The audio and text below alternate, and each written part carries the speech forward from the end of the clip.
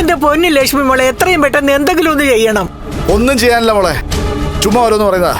അല്ല, നീ കണ്ണനെയും കൂട്ടിയാണോ വന്നേ? കണ്ണേട്ടൻ വന്നില്ല, തിരക്കുണ്ട്. എന്നാ പിന്നെ ഒരു കാര്യം ചെയ്യാം, നമുക്ക് അങ്ങോട്ടങ്ങ് പോയാലോ? എന്തിനാ അങ്ങോട്ട് പോകുന്നേ? നീ മിണ്ടാടി. ഞാൻ എന്റെ ലക്ഷ്മി മോളോടാ സംസാരിക്കുന്നേ, അതിനിടയിൽ കയറി സംസാരിക്കരുത്. മോളെ, ലക്ഷ്മി മോളെ, കണ്ണൻ വന്നില്ലെങ്കിൽ വരണ്ട, ഞാൻ അങ്ങോട്ടും വരത്തില്ല. മോൾ അവനോട് പറഞ്ഞോ ഞാൻ അവന്റെ അച്ഛനെ കൊന്നതെന്ന്?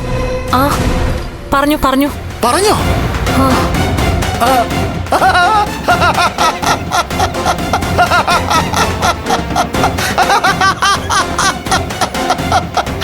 അയ്യോ,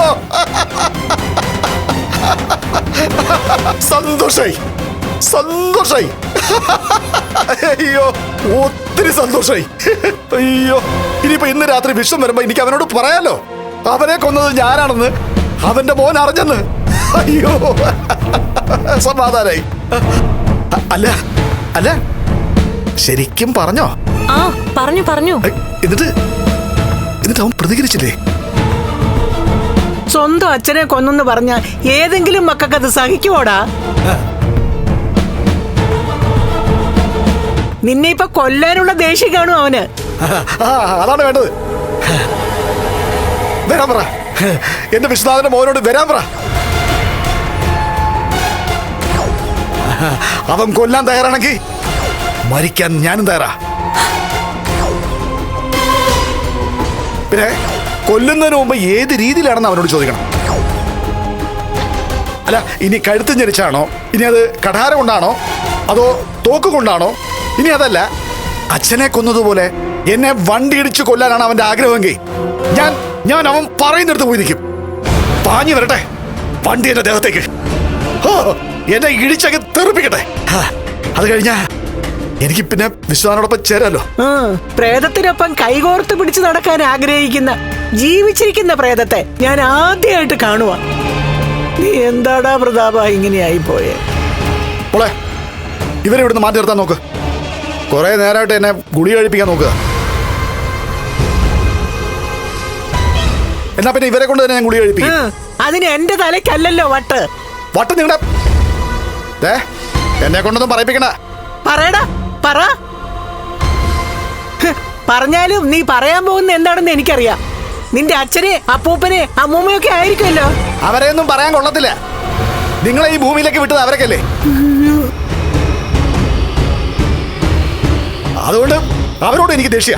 അതേടാ, നിനക്ക് എല്ലാരോടും ദേഷ്യവാ. നിനക്കിപ്പോ സ്നേഹം കണ്ണനോടും ലക്ഷ്മിയോടും മാത്രമേ ഉള്ളൂ. അത്രേ ഉള്ളൂ. അവരൊക്കെ നല്ലവരാ. നിൽക്കുന്നു ഒരുത്തി. ഇവളെ പോലൊരു ദുഷ്ടമുണ്ടല്ലോ ഈ ലോകത്ത് കാണത്തില്ല. ഈ പറയുന്ന സമയത്തെങ്കിലും നിന്റെ അച്ഛന് സ്വബോധമുണ്ട്.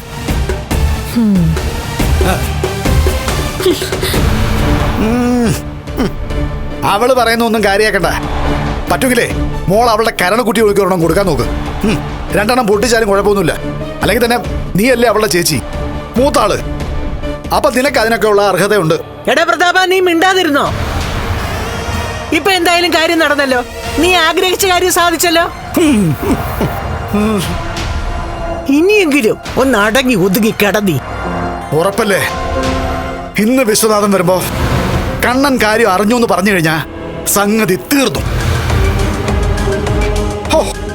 പിന്നെ എനിക്ക് സ്വസ്ഥമായിട്ട് സുഖമായിട്ട് എന്തെങ്കിലുമൊക്കെ കഴിച്ചിട്ട് കിടന്നങ്ങ് ഉറങ്ങാം. വിശക്കുന്നു വിശക്കുന്നു വിശക്കുന്നു, എന്തെങ്കിലും ഒന്ന് താ.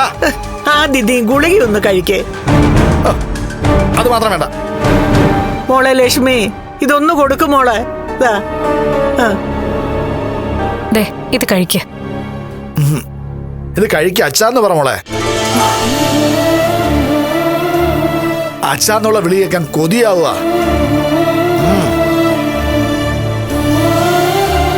ഇത് കഴിക്കച്ചാ.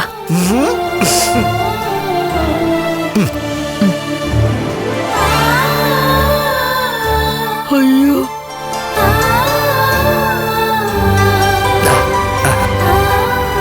മോളെ മോൾ എന്ത് തന്നാലും ഞാൻ കഴിക്കും.